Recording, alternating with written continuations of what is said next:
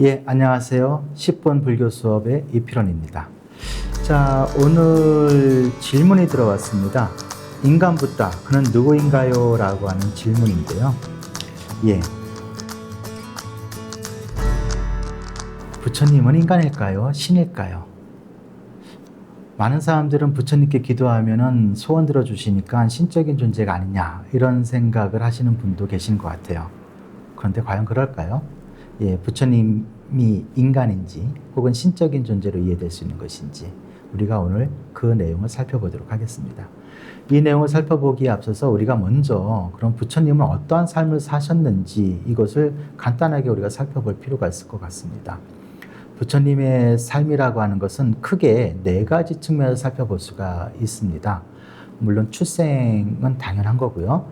유년기, 그 다음에 결혼, 그 다음에 출가, 그리고 전법, 그리고 열반이죠. 자, 이 내용을 살펴보도록 하겠습니다. 부처님께서는 기원전 6세기 무렵 지금의 북인도 지역이죠. 네팔 지역에 속해 있는 카필라 와또라고 하는 곳에서 태어나시게 됩니다. 나라 이름입니다. 작은 왕국이었죠.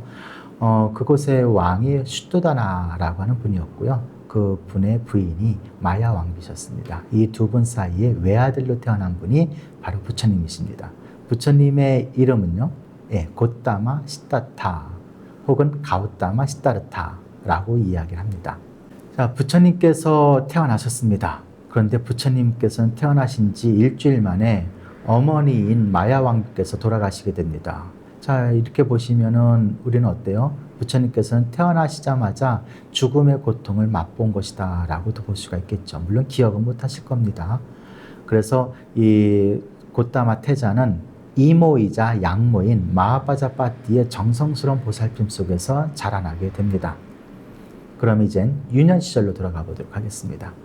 부처님께서 7살 무렵에 아버지 슈토다나 왕을 따라서 농경제 행사에 참여하게 됩니다. 이곳에서 부처님께서는 어린 태자죠. 농경제 행사를 바라보면 어떻습니까?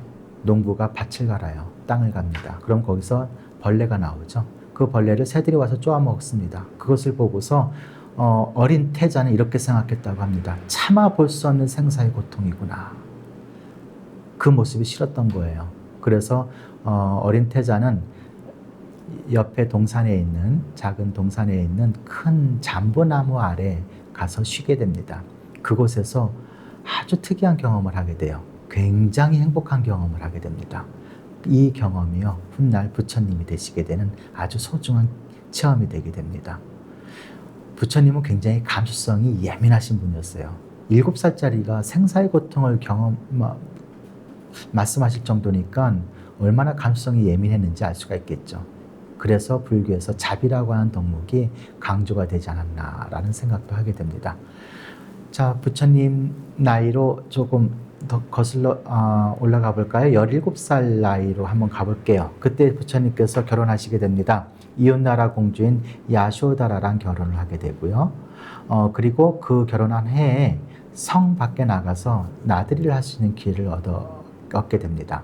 그전에는 홀로 성 밖에 못 나갔거든요. 부왕이 허락하지 않았었습니다. 그런데 이제 태자가 17살 결혼하니까 부왕께서 허락하신 겁니다. 그 나들이를 우리는 사문유관이라고 얘기를 하고요. 사문유관이라고 하는 경험을 통해서 부처님께서는 출가를 결심하게 됩니다. 노, 병, 사의 모습을 직시하시게 된 거예요. 아, 인간은 누구나 막론하고 늙고 병들고 죽는구나. 성 밖에 나가서 이것을 보시게 된 거죠.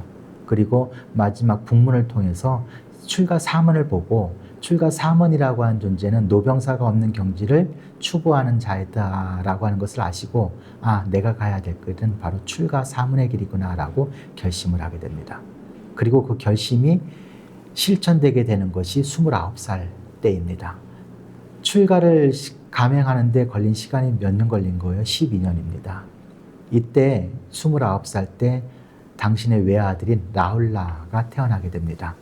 어찌 보면은 이 라울라의 탄생이 태자의 출가를 가능하게 했다라고도 볼 수가 있겠습니다. 아버지, 그리고 이모자 양모, 그리고 사랑하는 아내 모두가 다 출가에 걸림돌이 될 수가 없었지만 아들만큼은 출가의 걸림돌이라고 생각하셨던 것 같습니다. 그래서 더 머물다가는 출가를 못하겠다 생각하시고 그날 밤, 아들이 태어난 그날 밤 부처님은 성 밖을 나가서 출가를 감행하시게 됩니다. 출가한 후에는 당시 가장 강력한 나라인 마가다국의 수도 라자가로 향하게 됩니다. 그곳에서는 당시 자유로운 사상가들, 즉 출가 사문들이 굉장히 많았습니다. 태자 시절에 수행이라고 하는 것을 해본 적이 없어요. 그러니까 수행법을 배워야 되지 않겠습니까? 스승을 찾아 그곳을 가게 된 겁니다. 그래서 우타카라마부타와 알라라칼라마라고 하는 두 분의 스승을 찾아서 이제 수행을 하게 됩니다. 그런데 워낙 뛰어나셨던 분이기에 이들이 가르쳤던 경지에 금방 도달하게 됩니다. 하지만 그것이 본인이 추구했던 내용이 아니다라고 생각하셨고 그래서 그들을 떠나가지고 고행림으로 들어가서 고행을 하시게 됩니다. 우리는 고행림에서의 생활을 전체적으로 6년 고행이라고 얘기를 하는데요. 기본적으로 6년이 다 고행 기간은 아닙니다. 대략 4년에서 5년 정도가 되지 않을까 싶습니다. 1, 2년 동안은 두 명의 스승에게 배운 시간이 포함되어 있기 때문에 그런 것이죠. 자, 고행을 시작하시는데 고행을 하는데 정말 철저하게 하십니다. 자신의 목숨을 내걸고 하십니다. 그럼에도 불구하고 깨달음을 얻지 못하자 부처님 수행자 곧다마 이런 생각을 하시게 되는 거죠. 뭐가 문제일까? 나 진짜 열심히 했는데, 나 목숨 걸고 했는데, 그래서 경전에 이렇게 소개가 되고 있습니다. 나 이전에도 이후에도 나와 같이 고행하는 자는 없었으며 앞으로도 없을 것이다. 그렇게 처절하게 하시거든요. 그런데도 안 된단 말이에요.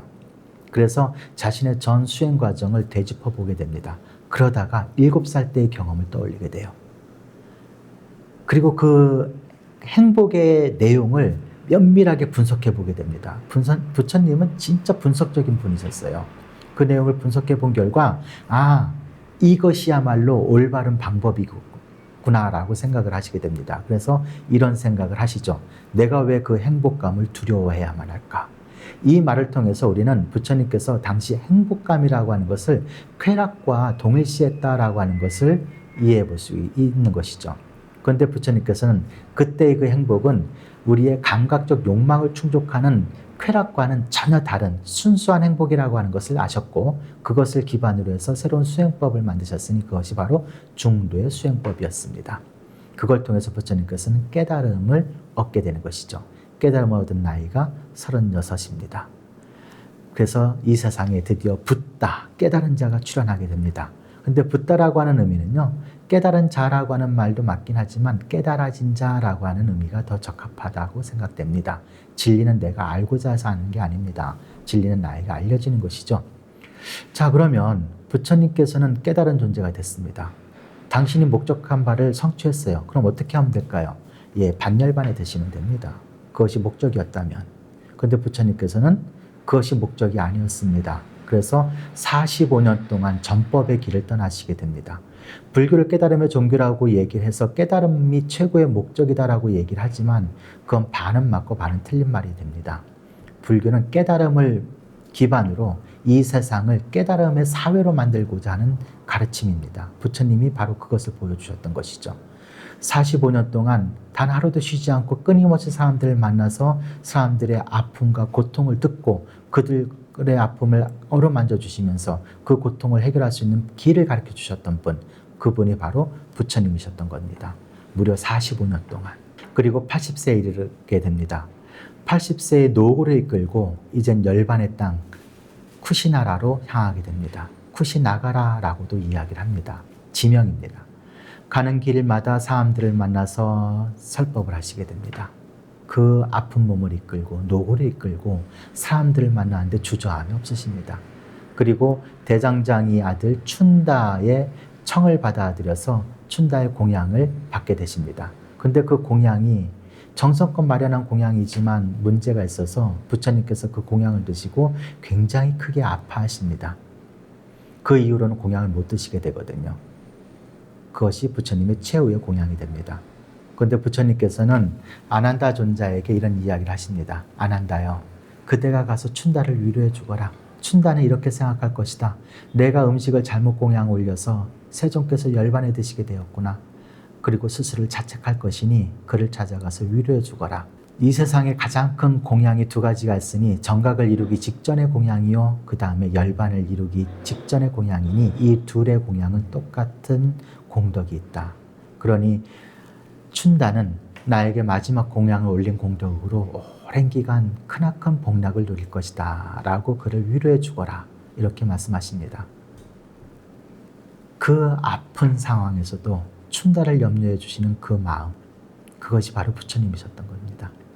그리고 쿠시나가라에서 마지막 제자 수바타를 맞이해서 그를 깨달음의 길로 인도하시고 이젠 다음날 열반에 드시게 됩니다. 부처님께서는요, 길에서 태어나셨습니다. 그리고 길에서 생활하셨고요. 길에서 열반하신 분입니다. 부처님의 삶은 길 그 자체였습니다. 부처님께서는 당신의 모국이 짓밟히는 그 전쟁의 참화를 직접 목도하셨습니다. 그 전쟁을 막고자 고뇌하셨습니다. 그리고 가장 아꼈던 사리푸타와 마하모칼라나 존자 두 분이 먼저 열반에 드시게 됩니다. 그 열반에 슬퍼하신 분입니다. 부처님은 인간일까요? 신일까요? 이미 그 대답은 자명해졌다 생각됩니다. 부처님은 인간이셨습니다. 하지만 부처님께서는 감히 신들도 범접할 수 없는 위대한 깨달음의 구현자이시고 자비의 실천가셨습니다. 그런 의미에서 부처님은 신을 능가하는 존재이기도 합니다. 오늘 간단하게 부처님은 인간인가 신적인 존재인가에 대한 내용을 살펴보았습니다. 이것으로 마치겠습니다. 감사합니다.